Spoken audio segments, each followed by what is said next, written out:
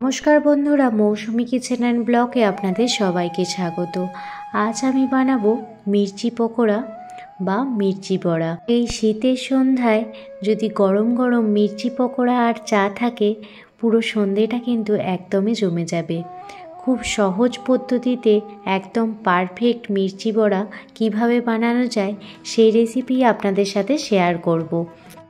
আশা করছি মির্চি বড়া বা মির্চি পকোড়ার রেসিপিটি আপনাদের খুব ভালো লাগবে, আর আপনারা একবার দেখলেই খুব সহজেই কিন্তু বানিয়ে ফেলতে পারবেন। তো চলুন বন্ধুরা, আর দেরি না করে মির্চি পকোড়ার রেসিপিটি দেখে নিন।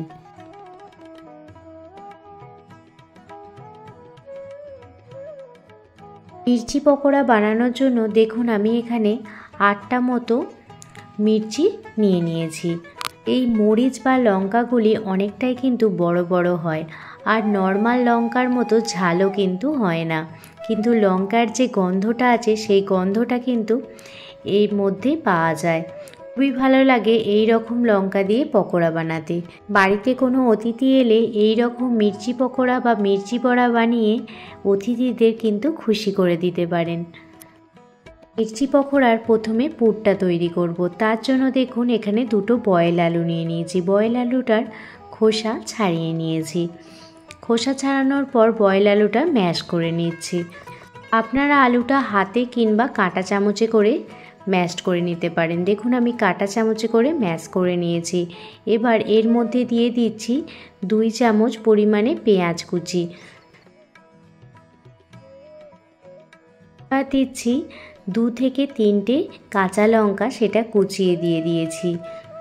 এবার একে একে দিয়ে দিচ্ছি হলুদ গুঁড়ো, কাশ্মীরি লাল লঙ্কার গুঁড়ো, ধনে ও জিরে গুঁড়ো, যেটা আমি শুকনো খোলায় ড্রাই রোস্ট করে দিয়েছি, সেগুলো সবই 1 চামচ করে দিয়ে দিচ্ছি। আর দিয়ে দিলাম গোটা গরম মশলার গুঁড়ো, আর দিয়ে দিচ্ছি গোলমরিচের গুঁড়ো, আর একটু অরিগ্যানো, আর একদম সব শেষে দিয়ে দিচ্ছি স্বাদ মতো লবণ।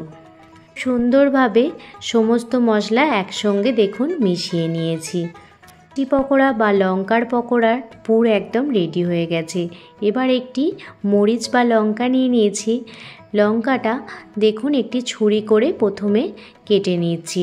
এবার আঙুলে করে এইভাবে দেখুন করে নিয়ে মাঝে পুরটা দিয়ে দেব। যে আলুর পুরটা বানিয়েছি সেটা মরিচ বা লঙ্কার ভিতর দেখুন ঢুকিয়ে দিচ্ছি।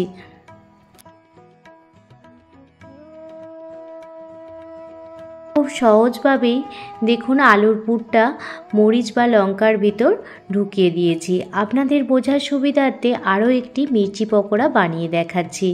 দেখুন মির্চিটা প্রথমে ছুরি করে কেটে নিচ্ছি, দিয়ে মাঝ বরাবর সামান্য পরিমাণে আঙুল দিয়ে ফাঁকা করে আলুর পুরটা দেখুন ভরে দিচ্ছি। এইভাবে খুব সহজ পদ্ধতিতে আপনারা মির্চি পকোড়াগুলো বানিয়ে ফেলতে পারবেন।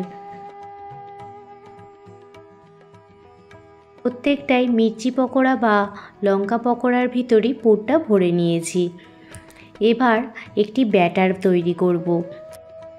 তার জন্য দেখুন নিয়ে নিয়েছি একটি বোলের মধ্যে দিয়ে দিচ্ছি 1 কাপ পরিমাণে বেসন, আর ওই কাপেরই হাফ কাপের সামান্য বেশি পরিমাণে নিয়ে নিলাম চাল গুঁড়ি, আর নিয়ে নিচ্ছি 1 চামচ কালো জিরে, সামান্য পরিমাণে জোয়ান, 1 চামচ কাশ্মীরি লাল লঙ্কার গুঁড়ো, 1 চামচ হলুদ গুঁড়ো, আর স্বাদ মতো লবণ দিয়ে সামান্য পরিমাণে জল দিয়ে একটি ব্যাটার বানিয়ে নেব। ব্যাটারটি খুব পাতলাও হবে না, আবার খুব ঘনও হবে না, এই রকম ব্যাটার আপনারা বানিয়ে নেবেন।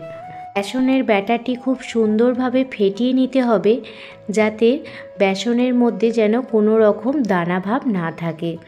আর একদম সর্বশেষে দিয়ে দিলাম বেকিং সোডা, একদম সামান্য পরিমাণে বেকিং সোডা দিয়ে দিলাম, দিয়ে চামচের সাহায্যে ভালোভাবে মিশিয়ে নিচ্ছি। ব্যাটারের ঘনত্বটাও দেখে নিন, এই রকম ঘন ব্যাটার আপনাদের বানিয়ে নিতে হবে। এবার দেখুন কড়াইতে দিয়ে দিলাম সাদা তেল, পরিমাণ মতো সাদা তেল দিয়ে দিচ্ছি। তেল দিয়ে দেওয়ার পর একদিকে তেল গরম হতে থাক, আর অন্যদিকে দেখুন এই মির্চি বড়াগুলো বেসনেতে ডিপ করে নেব। ব্যাটারের ঘনত্বটা অবশ্যই একটু ঘন রাখবেন, কারণ একদম পাতলা ব্যাটার হয়ে গেলে মির্চিগুলো থেকে ব্যাটারটি আলাদা হয়ে যাবে। এদিকে তেল গরম হয়ে গেছে। এবার দেখুন একে একে মির্চি পকোড়াগুলো দিয়ে দিচ্ছি। মির্চি পকোড়াগুলো দেখতে যতটা লোভনীয় হয়, খেতেও কিন্তু দুর্দান্ত হয়। একবার হলেও অবশ্যই বাড়িতে ট্রাই করে দেখবেন।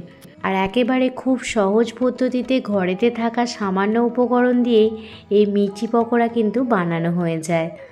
মির্চি পকোড়ার একদিকটা ভাজা হয়ে গেছে, অপর পিঠটাও উল্টে দিচ্ছি।